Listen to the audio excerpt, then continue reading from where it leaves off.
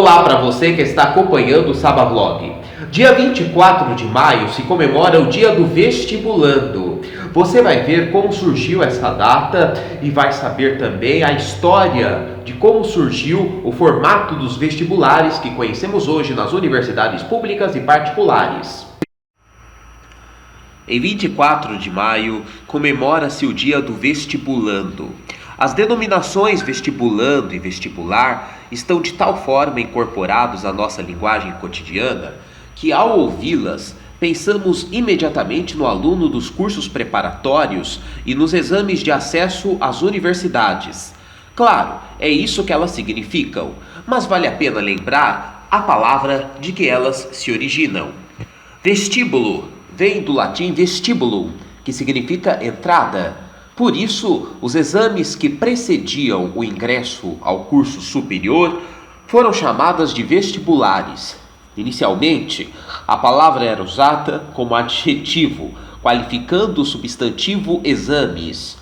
Depois, o tempo se encarregou de simplificar a expressão, gerando o substantivo vestibular para designar especificamente essas provas.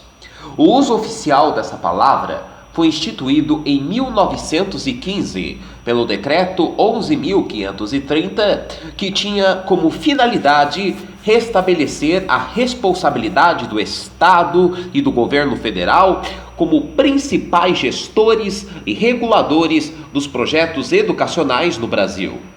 Por restabelecer, entende-se que algo havia sido estabelecido, deixando de vigorar e voltava a ser vigente de novo. Portanto, percebe-se que as normas que regem a educação do país não foram sempre as mesmas. Elas têm uma história, assim como o próprio vestibular também tem a sua.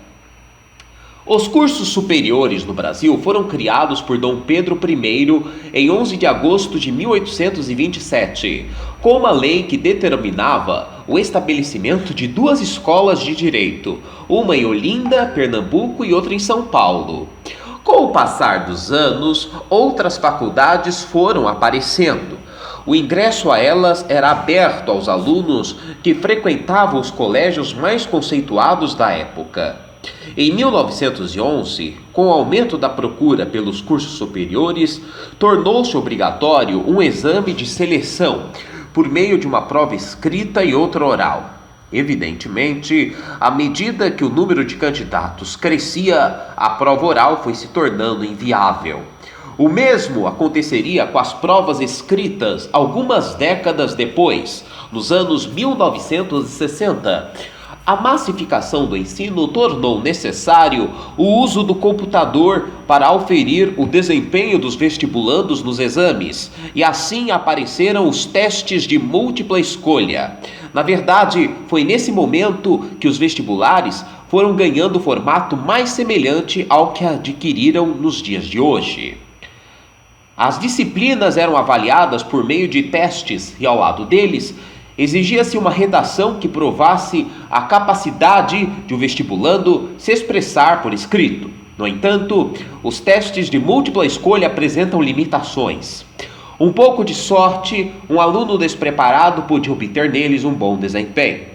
Além disso, o direcionamento dos cursos preparatórios estava criando uma geração de estudantes que só pensava em termos de fazer um X sobre uma das letras de A a E.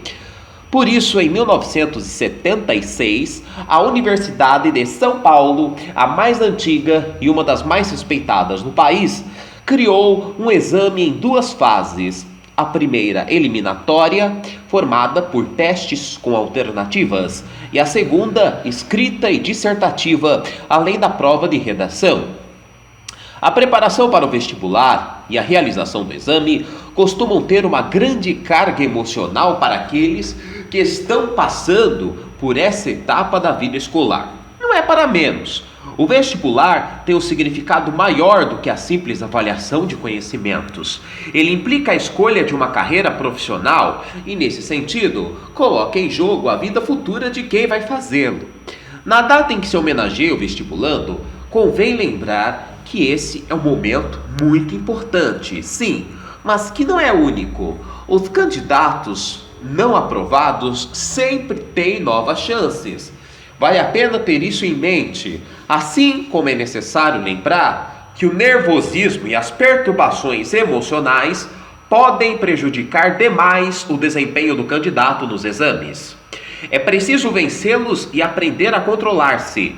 Por outro lado, isso é fácil de falar, mas na prática acaba sendo bem mais difícil do que a mais difícil das questões de química ou do que o tema da redação mais complicado. Parabéns a todos os vestibulandos que se tornem universitários e que sejam o futuro do nosso país. O Sabavlog termina aqui. Obrigado pela sua audiência. Nós voltamos, se Deus quiser, no próximo sábado. Até lá.